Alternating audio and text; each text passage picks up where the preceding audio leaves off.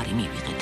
ცხეთის სამხარეო სამედიცინო ცენტრის პალიატიულ განყოფილებაში გვეუბნებიან, რომ დემენციის მძიმე ფორმით 8 პაციენტია მოთავსებული.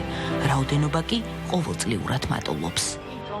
საკმაოდ მოიმატა ამ დიაგნოზით პაციენტებმა და რეალურად არის ნამდვილად პაციენტი ამ კონტინგენტის, რომელიც ნამდვილად საჭიროებს მოვლას თუნდაც სტაციონარულ პირობებში. Თორე სახლის პირობებში ძალიან ბევრი პაციენტი მოდის, რომელსაც არის მოულელი, აქვს მრავლობითი ნაწოლები, რომელსაც სამწუხაროდ სახლის პირობებში ძალიან რთულია ამ ნაწოლის მოვლა, რასაც ჩვენ შეძლებს დაგვარად უკლავდებით. ცხეთის სამხარეო სამედიცინო ცენტრში პალიატიული განყოფილება სახელმწიფო პროგრამის ფარგლებშია გახსნილი, რომელიც მიზნად ისახავს უკურნებადი და პროგრესირებადი ქრონიკული დაავადებების მქონე ადამიანების ცხოვრების ხარისხის გაუმჯობესებას.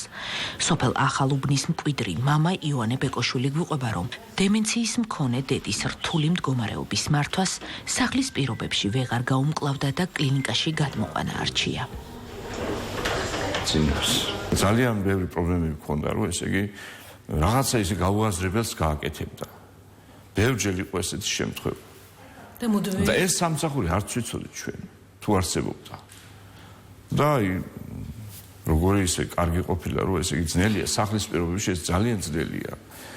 ყველა სამსახური აქვს, თავის საქმე აქვს, რაღაცა ის არის და ძნელია ესეთი ავადმყოფის მოვლა სახლის პირობებში.